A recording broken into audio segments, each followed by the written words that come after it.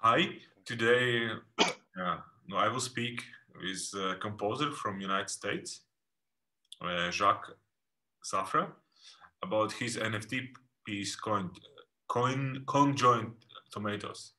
Hi, Hi, Sandris. Hi. I just want to say I live in the United States, but I'm originally from Mexico. cool. Uh, what triggered you to write this piece, right? What was the trigger? Uh, yes, well, this most of my pieces, they are in a way autobiographical. So during this time in Germany, I was emotionally, so to speak, in a bear market, as they would say in the crypto space, right? So I was feeling very bad, and so I came up. Well, I went to the supermarket and I saw this tomato, uh, which, as you can see, it's beautiful. Maybe not in that first image, as it was in the beginning, right? And I saw that it was, some sort of a conjoined tomato, right? So, if that would translate to people, the situation would be, in a way, not very convenient for the people involved, right? So, during that time, I was thinking a lot about death. I was not considering death for myself, Yes, but I was thinking about that, right? So I thought that I could save this tomato from the normal, uh, I don't know, um, how would I say, uh, destiny, right? So it would be butchered and then eventually, yeah, return to nature in some way, right? So I thought I could give this tomato another life, right? So I bought it and I let it live its life, and yeah, until it died, right? yes, got it, got it. And why you choose this piece, Eric's T piece? Sorry. So as I understand, right, the piece is some kind of this music piece is some rotten version of Eric's T piece, known in Siena number one, right? Yeah, yeah. Uh, well, that just happened when I started watching the. So first, I documented the life of the tomato in pictures, right? So and then I created a GIF, right? Uh, and the cyclical nature of the images made me think about this piece from Satie, because it has also a very cyclical quality to it. So the original version of this NFT, it's a post on Facebook where I have just the GIF, and I posted a link to a real performance of Satie's piece. Uh, and well, now the NFT environment permitted me to create an integral piece, and so I'm not using a recording. I'm using a MIDI version of the piece. Yeah. Yes, got it. And what triggers you to make this piece in NFT, right? Uh, yeah. Well, I'm starting to make all my content, which is all multimedia, as all content in a way, uh, to convert it to NFTs, because I think it's the most responsible way to deal with this kind of thing. So I'm investing energy doing this, right? So, and I want to be able to store it, so to conserve the energy in the most efficient way possible. And a GIF is not the way to do that. So an NFT has a bigger potential to store energy. Mm-hmm. Mm-hmm. Got it. And what is the musical idea behind the piece? Well, I normally use symbols in the things I do.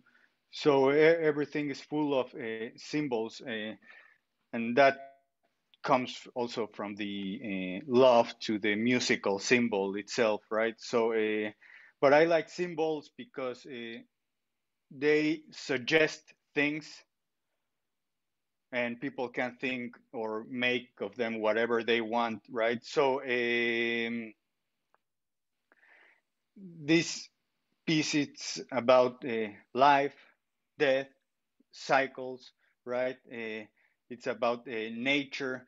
It's about also, so the music is performed by a computer. So I'm using nature and technology, and all these things together are able to create meaning. And I'm not saying what's the meaning of it. So I'm presenting the symbols, and people can, yeah, interpret them however they feel appropriate, right? Yes, and why conjoined tomatoes? Well, How you choose the title of the piece? yeah. Well, conjoined, if I understand it correctly, it's when two, in a way, or potentially individual entities are connected, right? So uh, these were supposed to be two independent tomatoes, uh, but they were born in a conjoined way. So and so I just in a way stated the obvious for me, but maybe some people would think this is a particular species of tomato, which could be, right? Right. Good. And what is like, what kind of sensorial experience you would like, you want to create it for, right, for a listener, for me, or for watcher in this case, right? Yeah. Well, I don't know if I want to create a specific experience, uh, but I'm setting the stage for some sort of experience, right? So this has a what's the word? Oh, I forgot the word. Uh, oh, this is embarrassing, but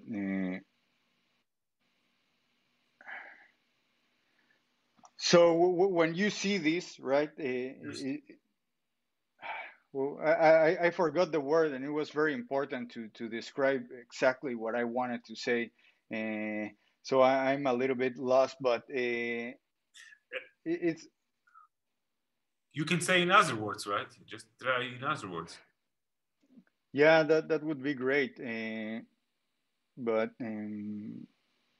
let me just think for 2 3 seconds.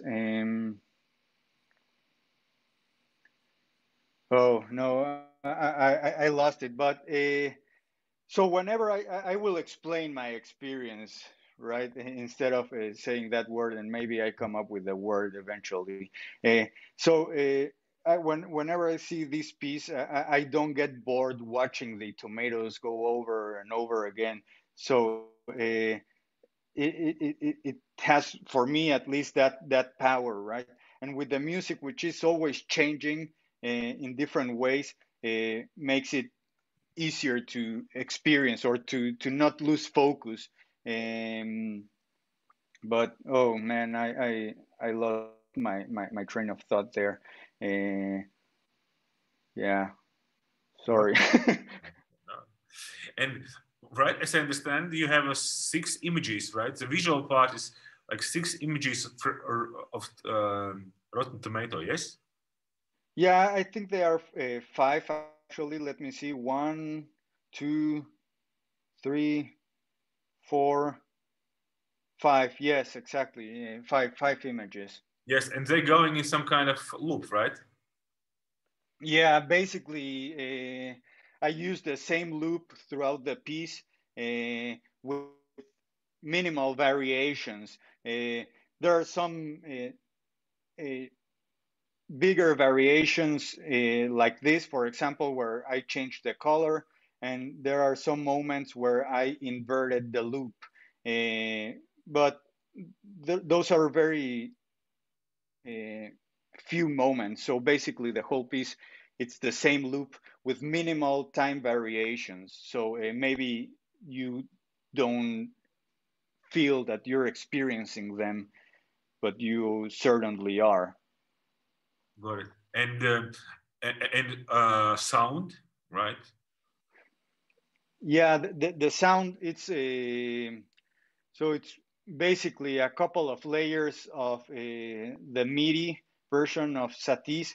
There's an underlying version which is a little bit slower than I'm used to uh, listen to the piece, right? So I have like a standard version in my memory, right? So I chose that speed and I slow it down a little bit just to make it a little bit uncomfortable for me, and then I overlaid different versions where I change the tempo and I change yeah, of course the pitch sometimes in some um, well, in like an irregular fashion, and also very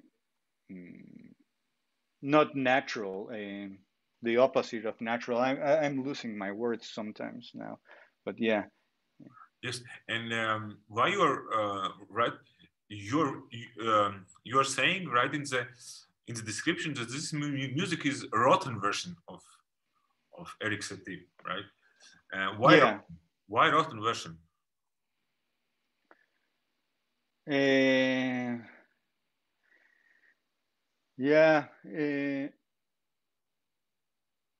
Because it's synthesized and manipulated in such a way that resembles the same process of aging that the tomato it's undergoing. Uh, so it's a nice piece, a beautiful piece, but it's getting old, and it's getting old because of different factors. So I just thought that and it's a beautiful piece in a way, right? Well, some people might experience it in that way, but so the lower layer of the piece, um, so if you pay attention, you can hear the complete piece in a slower tempo, right? Uh, and then there are these disturbances that happen that create a different experience. But there's also the you can also predict what's going to happen because you already know the piece, or the people that probably will hear this probably know this piece already. So there's some level of predictability and unpredictability at the same time. Uh, and that happens when something is rotten, and so you know that the tomato will lose liquid, just like people do, and that the skin will Mhm. turn into this what you're seeing, but you don't know exactly how that is going to happen, at what rate, where the color will start to change. And so in some way you can predict things, and in another you can't. And that's basically what's happening in the sonic part of the piece. Yes, and is it sonic part somehow linked with visual dramaturgy or not? Sorry. Is this a sonic part, right? The sound part, right? Is it linked with visuals? Is there some kind of Well, there is no one-to-one correlation to the from the different media. There is a calculation, like approximate calculation on how these things will change. So the tempo or the rate of change is similar, but it's not one-to-one. So that makes it possible for things to align at some points, and another in another moments they don't align, and this is created by making small changes. Got it. And what was the compositional process for how you started and what was the stages you go through, right? Yeah. So first, I didn't know this was going to become what it became.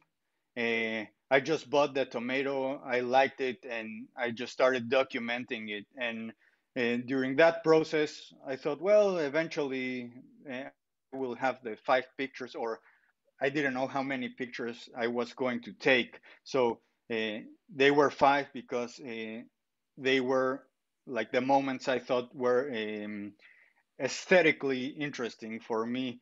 Uh, and then I created this GIF, and as you know, GIFs have like this also a cyclical nature. And then I thought, well, yeah, I should play it with a piece, because most of the audience I have, which might be like 10 or 20 people, are musicians, and maybe more, but you never know, right?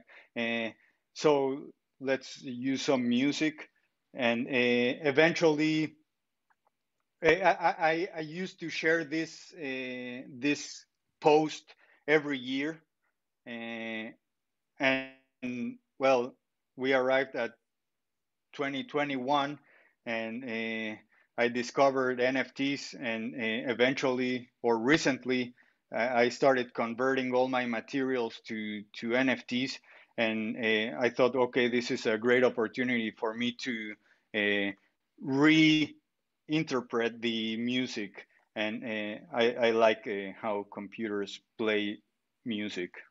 Got it. And what kind of software you use for creating this? Yeah, well, I use different softwares for different parts of the process. I use GIF converters, which I find online. I use different video programs like Final Cut, or some software I have on my phone, which you can find for free. I use Sibelius. I and basically that's it. So I manipulate the sound in the video program. I don't manipulate the sound on like a sound program or Max MSP or something. Well, it depends on the piece, but in this specific piece, I didn't use a professional or music related program. I used video. Why? Because video software allows me to do that, and if I normally, or I like to use when I choose a tool, whatever it is, I try to see what can I do with that tool, and so I started experimenting with the audio features of the program, and I thought, well, how can I manipulate them to create like something that resembles new music, or comments on new music. So, but this I understand, right? the program which you use for both for video and for sound was Final Cut, yes? No, I also use another video program called InShot. InShot. Okay. InShot, yeah, it's an app, and I manipulated things there. The sonic part, I did it in that program. Got it. Got it. And why you choose Rarible as a platform for your NFT, and not, for example, OceanSea or? Yeah, let's say it was the first platform I knew. So that was around a year ago where I minted my first NFT, and I didn't know any other platform. I knew Rarible. Eventually, Malte asked a question on Facebook. Dimitri and I responded, and he recommended OpenSea. Of course, now OpenSea it's huge, or well, it's becoming huge, and it's already very big. And Rarible, it's I like the colors. I prefer this yellow over blue. I like the visual quality of Rarible. OpenSea, it's a bigger market, maybe a better one, but I like the qualities of Rarible. Got it. Got it. And you said, right, you mentioned minted, right? Can you explain what do you mean by you mint this piece? Well, actually, this piece is not minted yet, so that's like the new feature that NFT markets are offering. It's of course related to energy and optimization of energy, right? So because at the beginning, so you had to mint, I will explain that in a second, the NFT for you to be able to sell it. And now you don't have to mint it. But so the very first NFT that I created is actually minted, and it lives on the Ethereum network. So minted basically means creating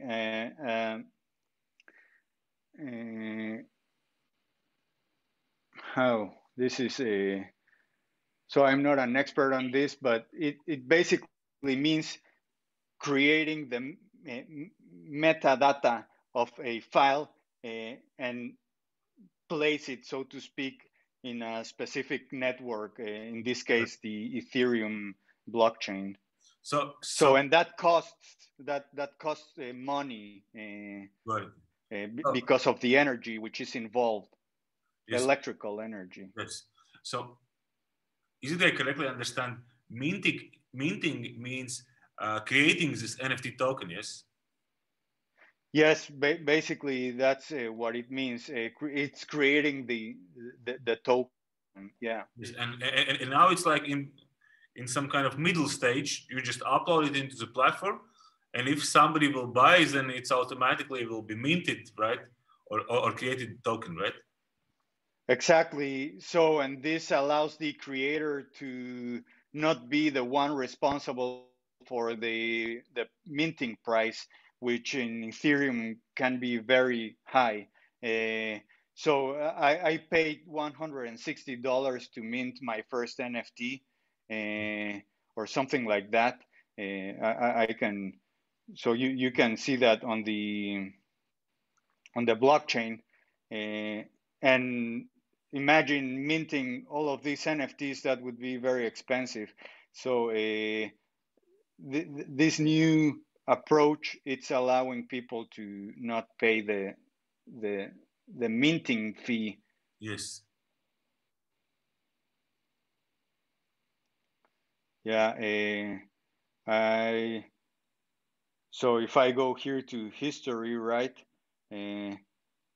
and I open the Etherscan, you can see here how much I paid. Okay, so right now would be the equivalent of $116. that caused me to mint this NFT. Yes, got it, got it, got it. Yes, So now I don't have to do that. So if somebody wants to buy it, they are responsible for that fee. yes. And um, and could this work? Could this work? Could this piece work without NFT as well? Could you imagine that? Uh, yes, well, in this exact form, it's also so I have the original file on my computer. So So it's in that actually sense, yeah, so it can exist as a non NFT, but so uh, I don't see the reason why it should not exist as but what I should publish it in a non NFT version. Uh, so for me, it doesn't make any sense to post basically anything uh, in another form that it's not an NFT. So people might think so. Not everybody's like familiar with what an NFT is, right?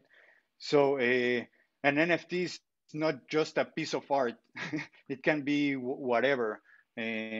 So you can create anything into an NFT, and so it's a better way to create the history of something you post on the internet.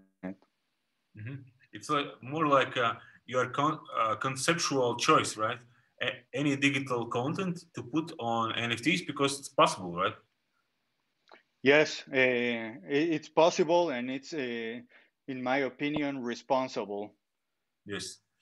And what about could this piece would work without visuals, only sound? Uh, Could it be only sound only piece? well, this piece could not be anything else but what it is. If if you choose to hear the sound and not see the image, that would be uh, another piece because the aesthetic experience would be different. So this piece could not exist in any other form. Yes. But you can so you can enjoy the sound or you can mute the sound, and it's a different way of experiencing elements of this piece, right? So I could just watch the tomato. It would be a partial experience, or I could choose to close my eyes or turn around and just listen to the sound, and that would be an experience in itself. But and the piece allows you to do that, and you have the liberty to choose whatever you think it's necessary to experience the piece. Yes, got it. And what you learn in this piece, right? What was the biggest learning for you, right, during this piece, and putting it into this replay platform? Yeah, ooh, yeah, yeah. What I learned, I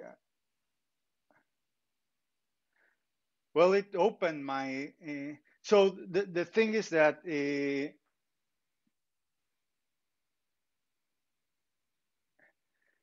so NFTs are in very early stages in general.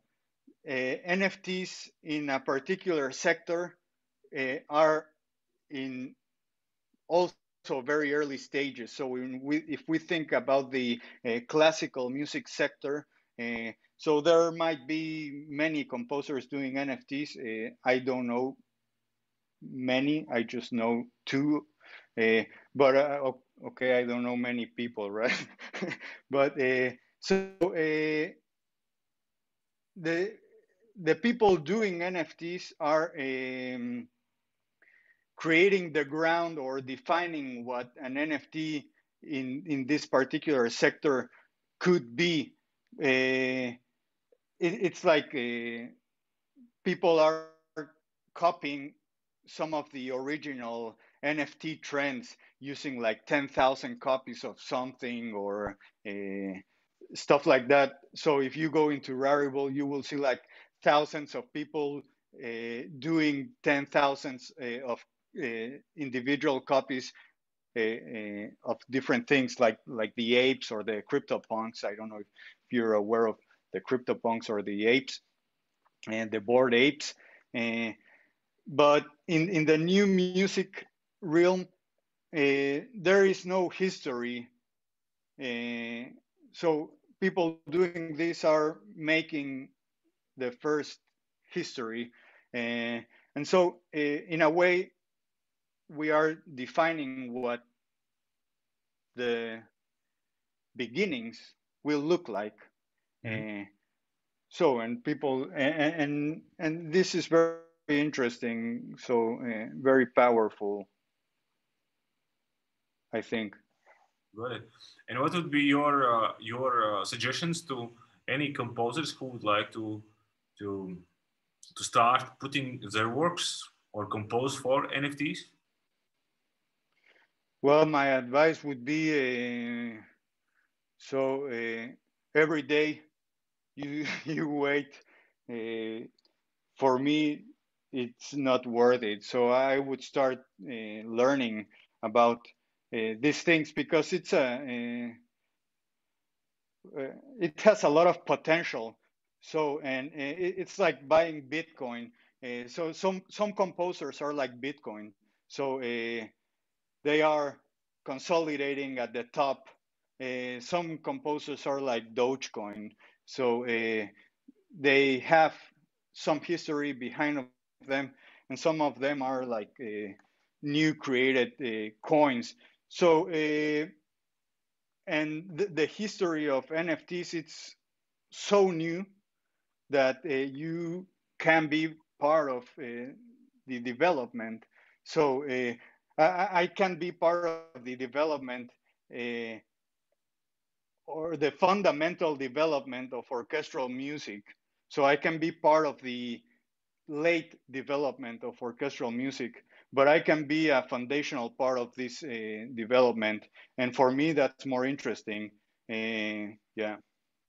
So thank you very much for this exciting conversation. Thank you, Jacques. Thank you for considering me.